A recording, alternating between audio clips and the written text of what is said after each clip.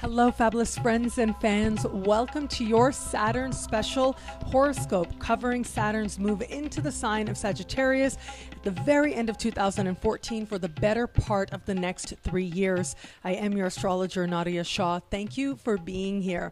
Saturn moving into a new sign does suggest that all of us in some way are going to understand that our most important learning is going to come if we pay attention to the lessons that we are being called to, if we pay attention, if we act practical, and if we put in the time to gain tangible results. Saturn, ultimately, it is my belief, and a lot of astrologers out there do believe, that Saturn is reward. Saturn needn't be difficult, even though he gets a pretty bad rap. Saturn is saying manifest and honor the fact that we are incarnated. Honor the physical plane.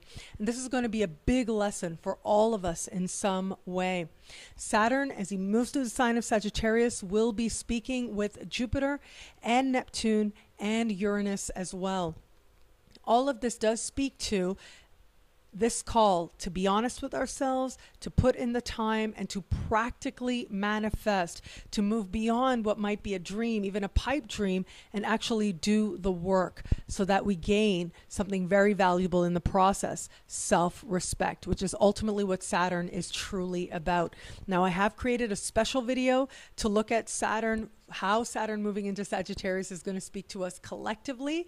But this video is, of course, for your sign. I thank you so much for being here. And I thank all of you out there who've been requesting these videos for months. Thank you so much for your trust in my interpretation of the sky.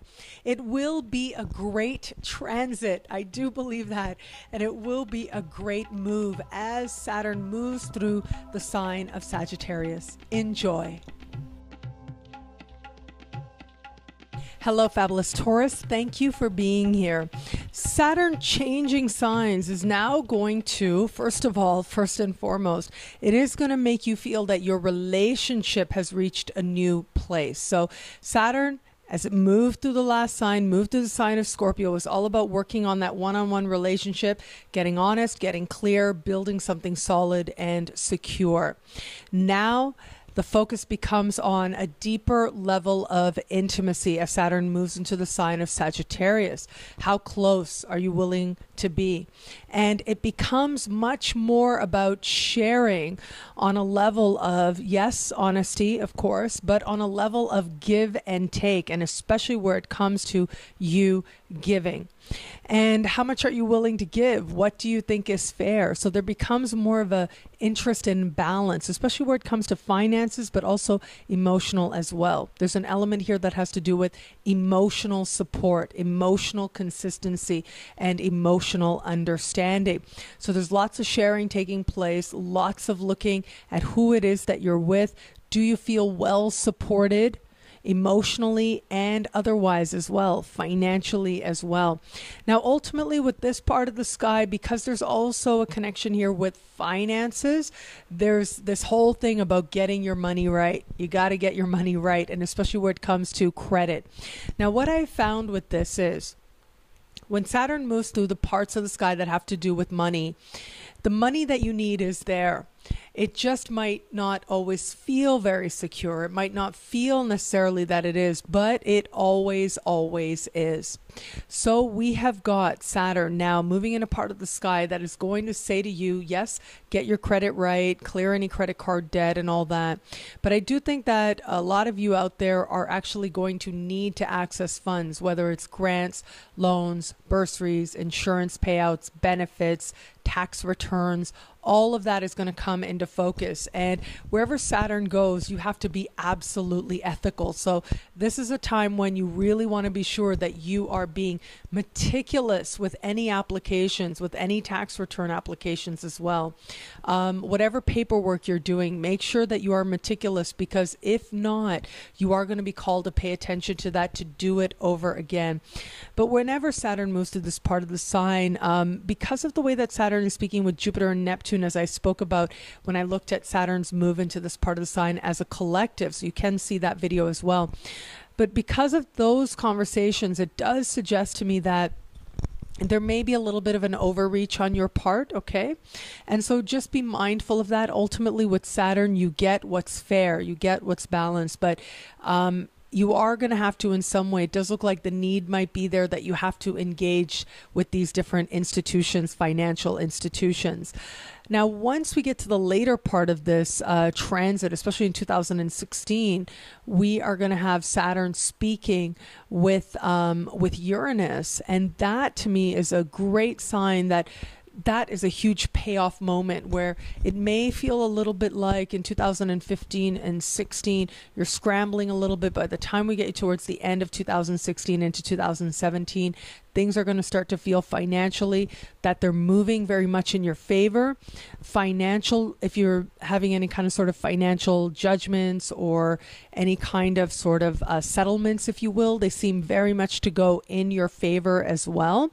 And it does look like that is a time when you start to sort of find your groove, and the money you need just really starts to feel like it's flowing a little bit more easily. So whereas 2015 might ask for a bit of a learning curve, and into 2016 as well, once we get you further into 2016 and 2017, that's a time when a lot of the work that you're going to have to do, the scrambling that might be there a little bit early on, starts to pay off for you.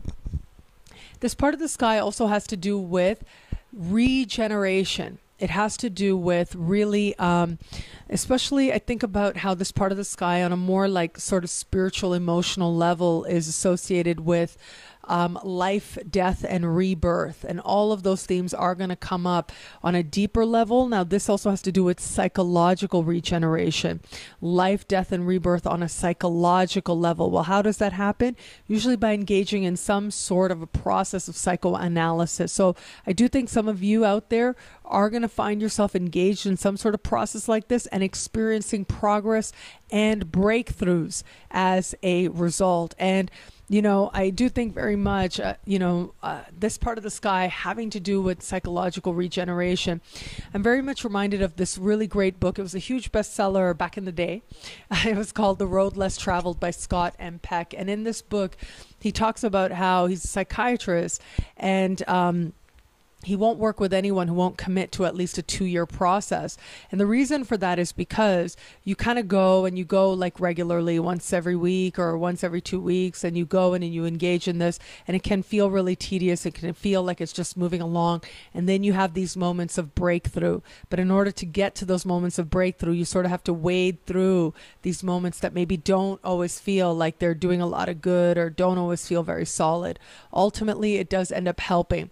The breakthroughs are going to come further down, especially if you're engaged in some sort of process of regeneration, psychological renewal. But at first, it may feel a little difficult. It may be a little bit like you're pushing yourself to do something you know is good for you, but you really wish you didn't have to do.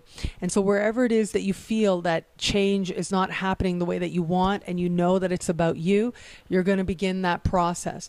But as I said, life, death, rebirth, this is about you being reborn in some significant way, but it's a rebirth that you earn.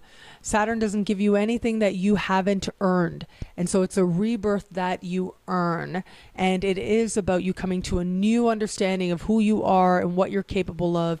And there's an understanding of what is done, what is over, what you can now let go of.